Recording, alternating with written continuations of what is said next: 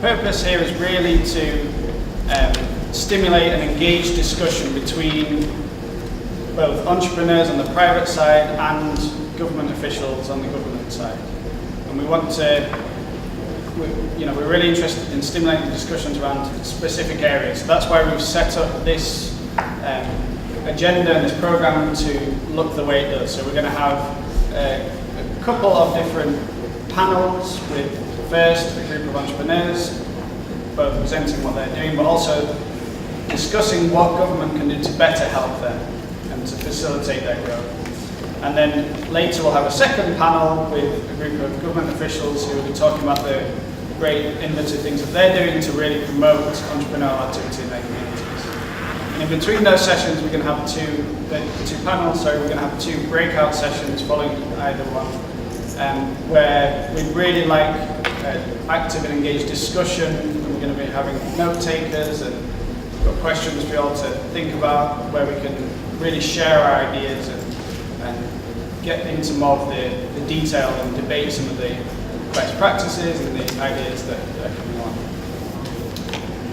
And partly why we're doing this is the engagement piece, but we're also really interested in research. We're a research institution, both as a university obviously, but also the South Bay Economics Institute, which my fellow co-director Dr. Jose Martinez will talk about more in a moment.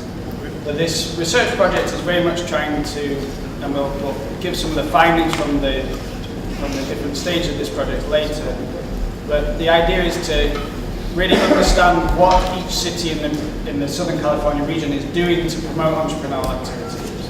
And then we're going to be running regression analyses to see if these cities' programs are impacting outcomes in terms of entrepreneurial activity growth and output. So we're really excited about it. We'll show you some of the initial findings. We've been interviewing as well as collecting data from web-based sources.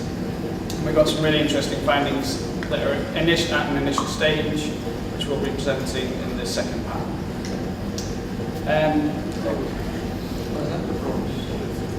Yes, we have. I'm now going to introduce my boss's boss's boss, which obviously I'm therefore biased here, but instead of reading out his bio, which is really impressive, I'm going to highlight three things. So firstly, he's a very smart person. Two reasons for that. He got his PhD from UC Berkeley. Secondly, he decided to join us here at CSU Dominguez Hills. So there's two indications. Secondly, he's compassionate. His area of expertise is in special education, and he got his, that's where he started his working career and also studies in that area, and is continuing to advise in that field.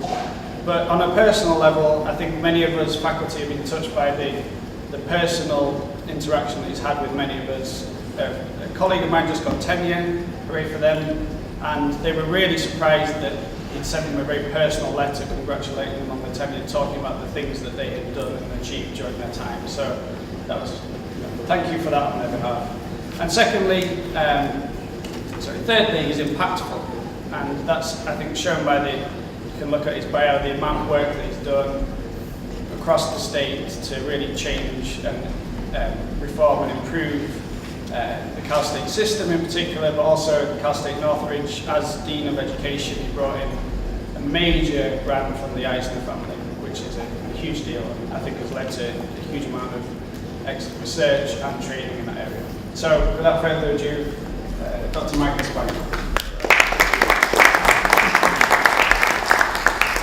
So I'll come up here and make myself even taller.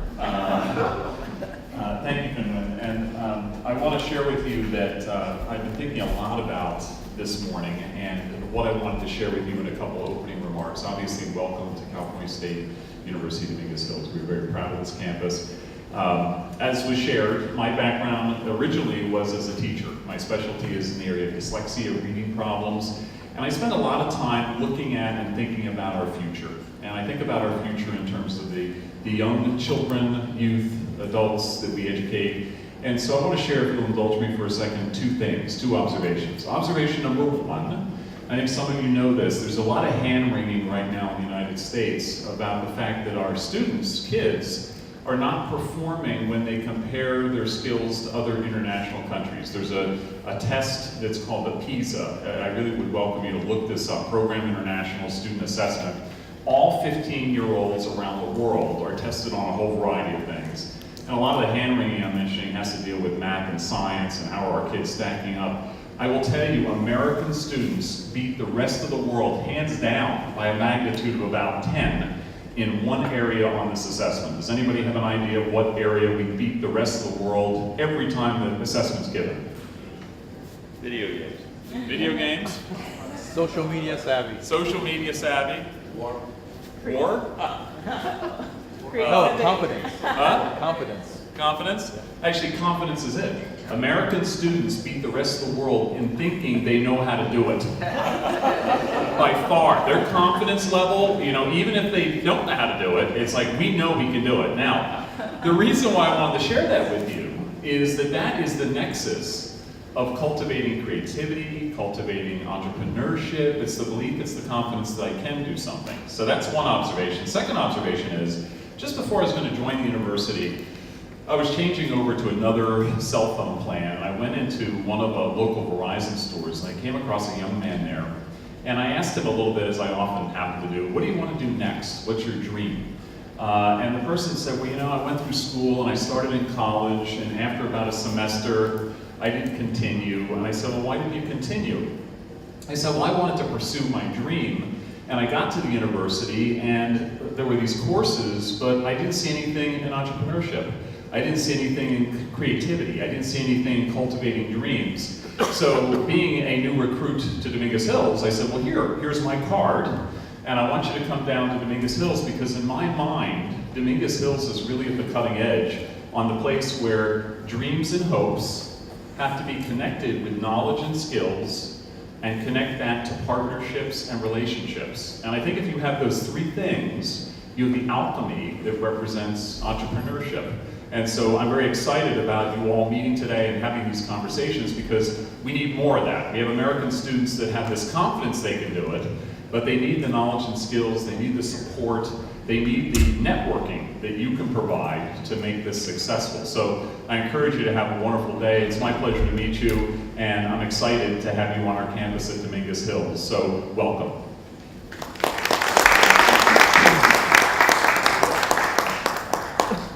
So I'm now going to introduce my fellow co-director of the South Bay Economics Institute, Dr. Jose Martinez. He's going to talk a bit about the importance of entrepreneurship from an academic standpoint. Thank you very much, Brian. So yeah, it has to be raining, right? So first of all, we want to welcome you. I know this traffic is always horrible, and now it's raining. But we really appreciate your time being here. Dr. Prager and I, we put together this thing all by ourselves. Just kidding. It was just me. But actually, we have a lot of people to thank. I think we are very lucky to have so much support, not just in our college, which is the College of Business Administration and Public Policy, but in the whole university. Our colleagues, Dr. Asensio, Mike Grimshaw, and then we have also wonderful students, MBA students and undergrad students, like John Tamura back there. Sometimes we feel like we have to step out of the way of John because he's organizing the whole thing, so he's very vital to this whole endeavor, and we really appreciate all the help. Carlos Catan, Brian Daniels, and the computer. A lot of students are involved in this, and we appreciate their help. Also, we have a lot of support from our staff and the University Administration. Caboose is here, Jessica Pasamonte. Is this on? Yes. So we have a lot of people to thank, and this is a great opportunity. So first of all, thank you for your time. So just to give you a heads up, I'm an economist, so prepare to be bored. But the good news is they only have like 5 slides, so this is like number 3 already. So that's the good thing. This project came as a discussion between Dr. Asensio, Dr. Prager, and I we were discussing the idea of economic development offices, right? And we asked ourselves, like, what are they doing, right? What are the problems that they have or don't have? And then we asked the most critical question we believe is like, is it working? If they have some programs, is it working? So that's what gave rise to this whole project. So in academia, there's a lot of research, right? And they have considered like, what determines long-run economic growth? I know it's an economist, kind of like research. But it has been found that it's changes in capital, investment in capital, new labor, and also innovation. Innovation, technology, research and development, universities, public and private. So we're part of innovation, and that's good for the economy to grow. We also consider in the literature, what is the role of institutions? Institutions meaning government. And government plays a big role in development also, and mainly in defining and defending property rights, but also in contract law. So also plays a big role in making it easy for entrepreneurs to become successful. So the third part of the research that we look at, it has to do with the decision to become an entrepreneur. I know some of you decided to become an entrepreneur because of the flexible schedule, because of financially rewarded, because you get to attend wonderful conferences like this one, and it's free, so that's why you do it. But in all seriousness, at Economist, we see entrepreneurs as innovators, risk takers, as the seeker of arbitrage, knowledge, a channel for spillovers of innovation, and a tester of ideas that improve things. So that's how we see entrepreneurs. They are the engine of economic growth. So, but definitely there's a link between these three components. There's a link, for example, between universities and entrepreneurship. In our own university, we have Mike Graveshaw Entrepreneurial Institute, right? So it's an example of a collaboration between those three components. And government and research. Sometimes we have public universities, private universities doing research, funding research. So we all connected in that way. So we are part of this engine of innovation that leads to economic. Thank you. Thank you, John. John, by the way. So there's a link also between innovation, entrepreneurship, and small firms.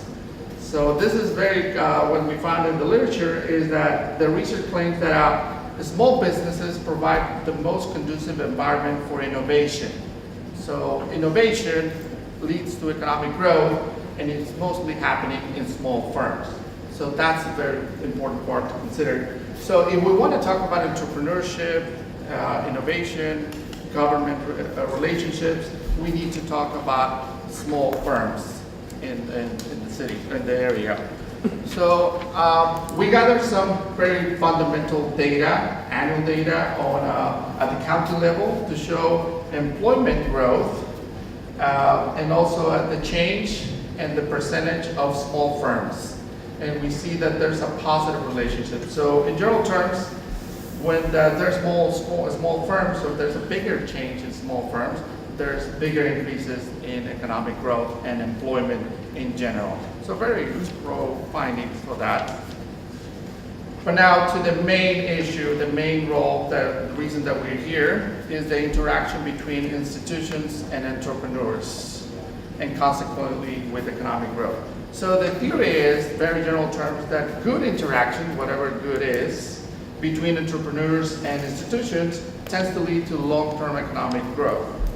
Some people see it like the government side, the institutions are the grease to the machine, make it run faster, more efficient. Others see institutions and government more like sand in the machine. It breaks things down. So regardless of your opinion, we might say that some people see that economic growth is happening in our area despite of government intervention, or thanks to government intervention, or regardless of government intervention. So that's why we are here, to learn more about that. What are governments doing, and what can they do better, and what is the experience by entrepreneurs? And we are here to learn. This is the perfect place, we believe, for learning as a university. So we're very happy to have you here, and we hope to have a really great discussion. So thanks for your time.